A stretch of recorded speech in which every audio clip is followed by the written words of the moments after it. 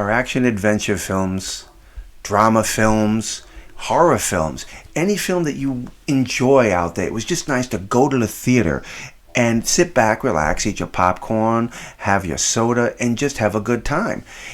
Even at home, it was nice to turn on the television and not just have any ideology or political agenda shoved down your throat. Just great American cinema at its finest. But something's happened to Hollywood, and I honestly think there is a miscommunication, or they just don't understand us anymore. I honestly feel like we had a deal with Hollywood. The deal pretty much was simple.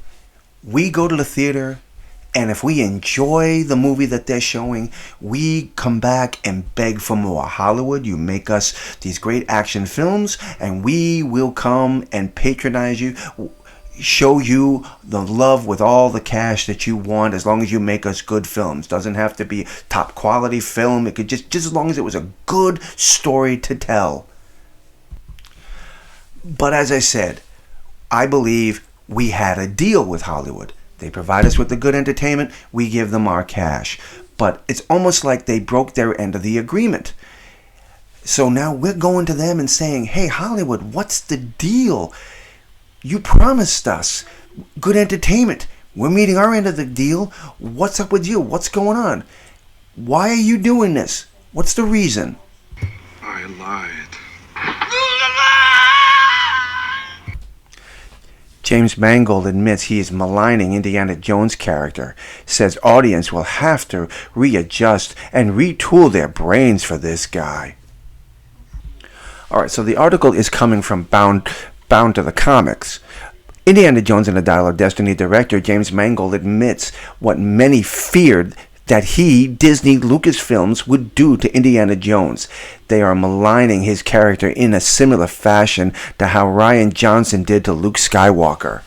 You know, how they turned this one great action hero who defeated Darth Vader, who helped destroy the Death Star and kill off the Emperor, suddenly became a hermit living alone on a planet isolated from everyone that he loved. Speaking to the Hollywood Reporter, Mangold stated that we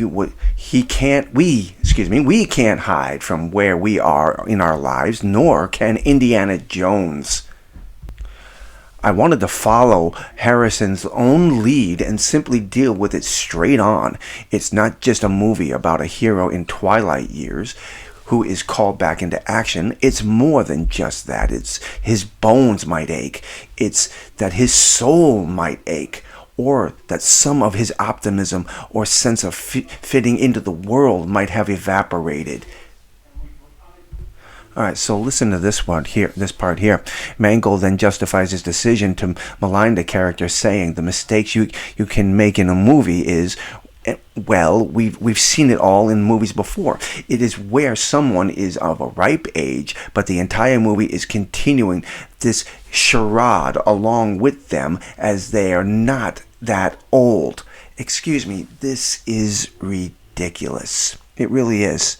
Telling me that just because a man is of an older age doesn't mean, especially in movies, that he can't do the things that he did in the past. In real life, yeah, I get it. We age. But we're talking about Hollywood here. We're talking about movies. I don't want to go to the theater to watch reality. I want to go and be amazed by fantasy and fiction, which is what Indiana Jones is. Mangold would further reveal he is moving away from the tried and true action-adventure formula that led to the success of the original Indiana Jones trilogy. Gee, if it works, break it. He said the first 3 Indiana Jones movies took place in roughly the same time period. They're all easily fit with the serialized theatrical, almost screwball action style of the movie that were being released in the period they set in. They were fun. Are you telling me that this screwball action is not going to be in this movie?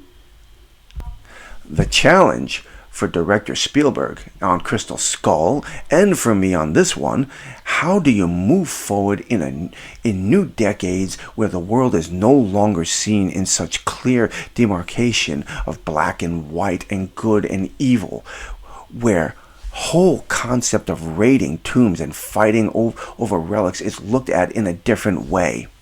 It's not about changing the story, but allowing the character to experience how the world has changed around him. He just admitted earlier that he was changing the story. We can't go with the same screwball action adventures. Yeah, I get it that the film and the character has to evolve, and we all have to accept our mortality. But again, we're talking about a character here who has fought Nazis for the Ark of the Covenant.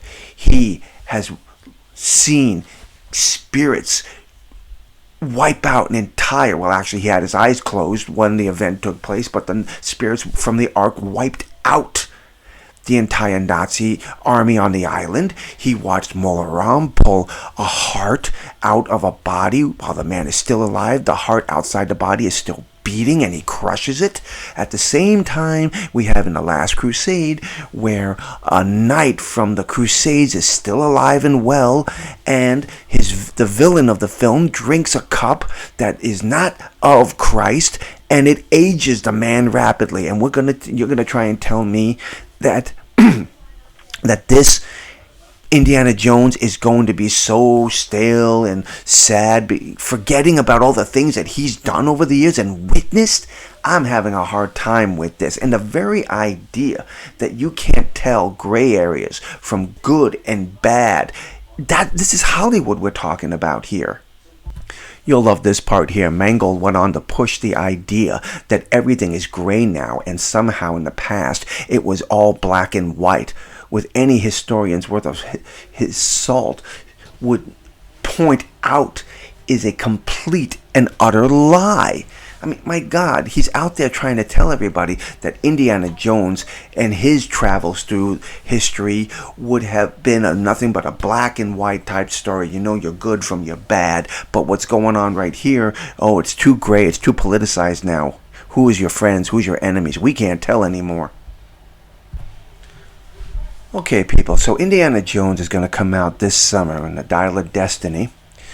But from what I'm reading here and what I'm presenting to you, I'm not sure if I want to go see this movie, because they're pitting the idea here. They're throwing the idea out of us that he's a frail old man who just doesn't have anything to look forward to anymore, and that he's just not the same Indy he was. And I find it hard to believe that that's the case here.